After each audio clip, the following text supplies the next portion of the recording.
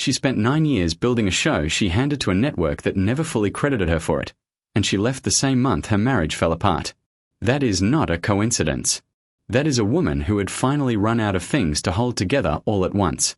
Sara Gilbert was born Sara Rebecca Beals on January 29, 1975, in Santa Monica, California, into a family where the entertainment industry was not an aspiration, it was the atmosphere.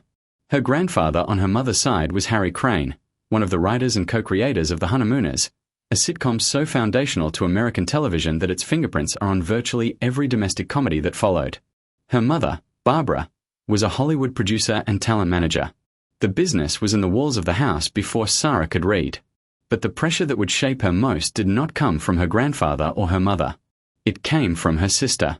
Melissa Gilbert had already become one of the most recognizable child actors in the country by the time Sara was old enough to understand what that meant. Laura Ingalls on Little House on the Prairie. The show ran from 1974 to 1983. Her brother Jonathan was on it too. So when Sara was 6 years old and watched Melissa receive a star on the Hollywood Walk of Fame, she turned to her mother and said she wanted to be an actress. 6 years old. Before she had built a single memory of doing anything else, she had already chosen to chase a standard that most adults would spend a lifetime trying to reach. She started with commercials, small television movie parts. And then, in 1984, she made a decision that tells you everything about who she was already becoming. She dropped her birth name, Beals, and took the last name Gilbert. She was 9 years old when she made that choice. 9 years old, and she was already making calculated decisions about how the world would see her. That is not the behavior of a child playing pretend. That is the behavior of someone who understood, at a fundamental level, that identity and perception are not the same thing, and that the gap between them can be managed. 4 years later, at 13, she walked into an audition for a new ABC sitcom called Roseanne and changed everything. The show debuted in 1988. She played Darlene Connor, the sarcastic, restless, creative middle child of a working-class family in Lanford, Illinois. At its peak, Roseanne was one of the most watched programs in the country. Critics praised it. The Emmys recognized it. And Sara's portrayal of Darlene was a central reason the show worked as well as it did. Darlene was sardonic in a way that felt precise, not performed. She pushed back against authority with the energy of someone who genuinely did not fit where she had been placed. She was intelligent and searching and quietly, persistently unhappy, not depressed in a dramatic way, but in a slow, low-grade way that audiences recognized without quite being able to name. What they did not know, what almost no one knew, was that Sara was not acting most of it. She was living it. While America watched Darlene Connor navigate adolescence on a fictional television stage, Sara Gilbert was privately trying to make sense of something she could not yet say out loud. She was beginning to understand that she was gay.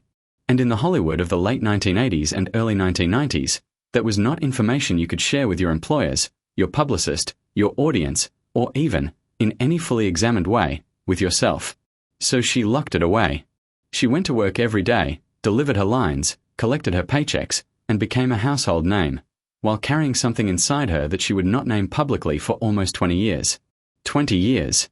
And what that knowledge does, when you set it beside every public image from those years, is make you look at every Darlene scene differently. Every moment of restless dissatisfaction. Every look on Sara's face that always seemed to contain something just slightly outside the frame of the story being told. That was not entirely fiction. It was a young woman putting her real internal experience on screen and calling it a character so that no one would ask her to explain it. During all of this, she began dating her co-star Johnny Galecki, who played her on-screen boyfriend David. Off-screen, they genuinely cared about each other. Sara has said publicly that she had a real crush on him, that she thought he was kind. And for a while, they were together in the way that teenagers are together, imprecise, earnest, wanting it to work.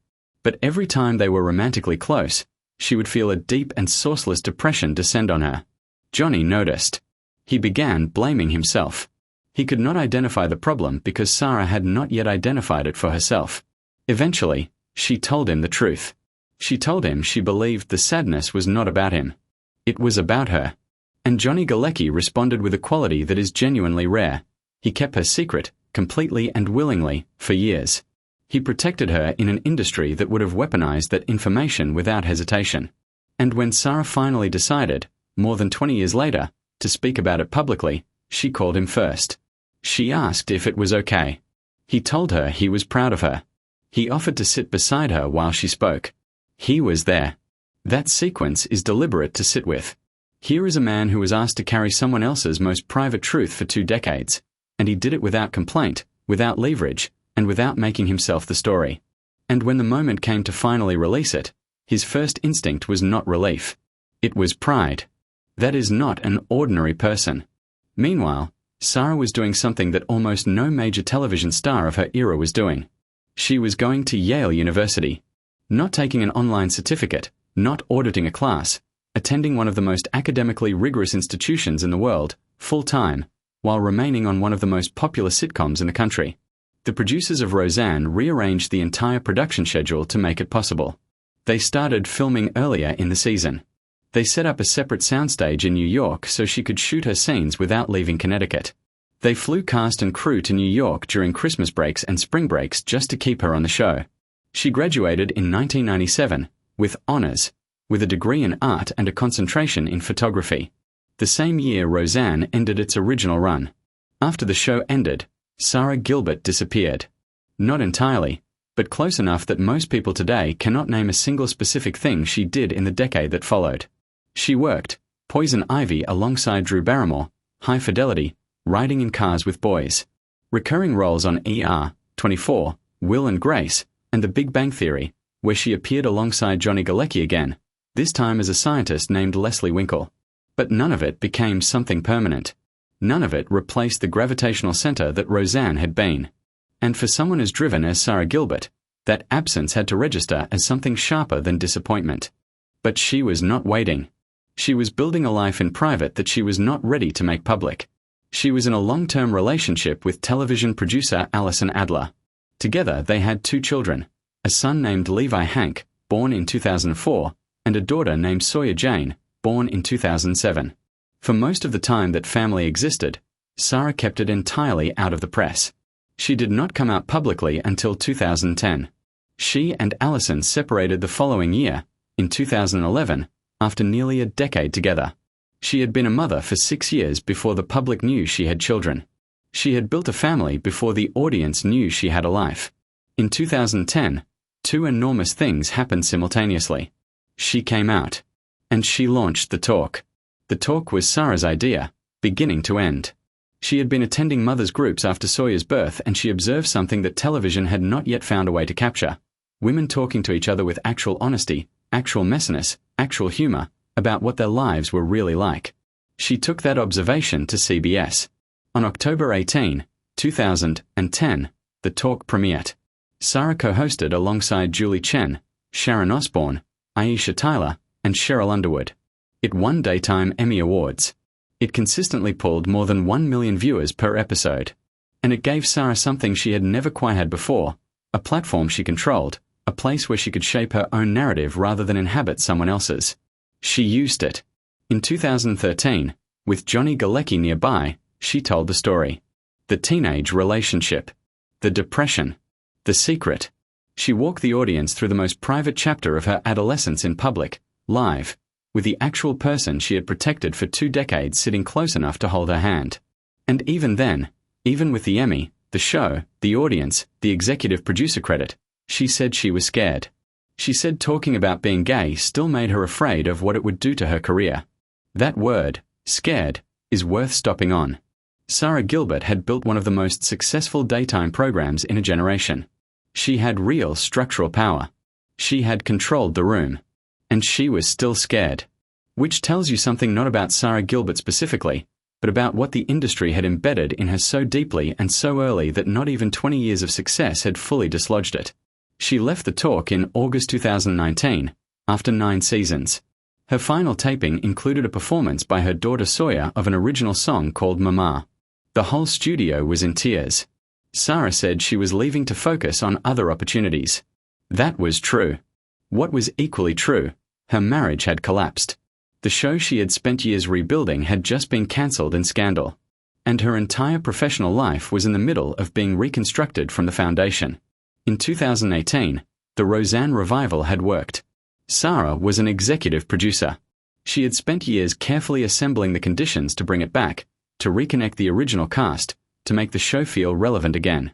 The premiere drew extraordinary ratings. It was the #1 broadcast show of its season. Sara had done the seemingly impossible.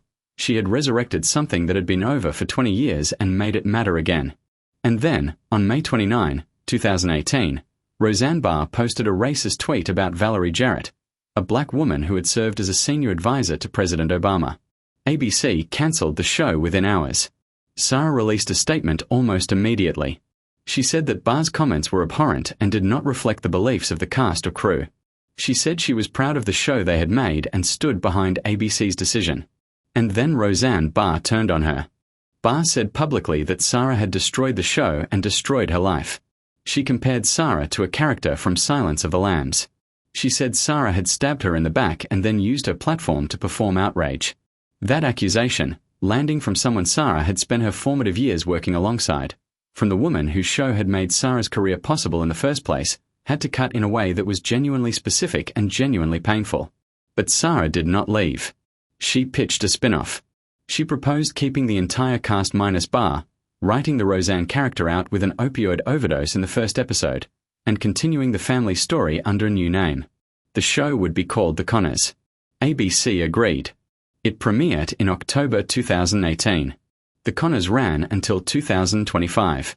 7 seasons. By any commercial measurement, it succeeded. But it never reached the heights of the revival. And Sara carried the creative and emotional weight of it from the first episode to the last, as both lead actress and executive producer, building something sustainable in the wreckage of something that had burned.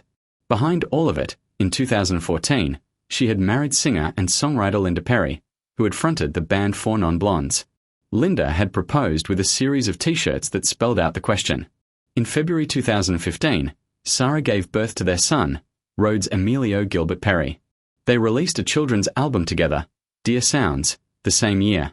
For a period, they seemed genuinely happy in a way that felt real and earned and specific to who they both were. By August 2019, the marriage was over.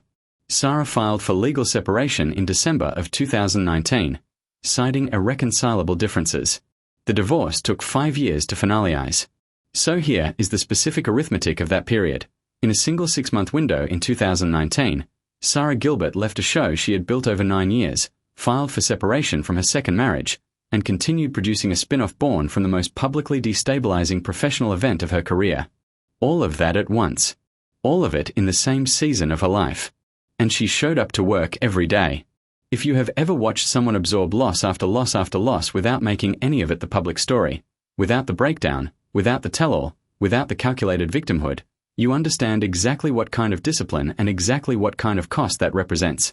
Because here is what the full arc of Sara Gilbert's story reveals, when you lay it out end to end and look at it without sentimentality. She spent her entire life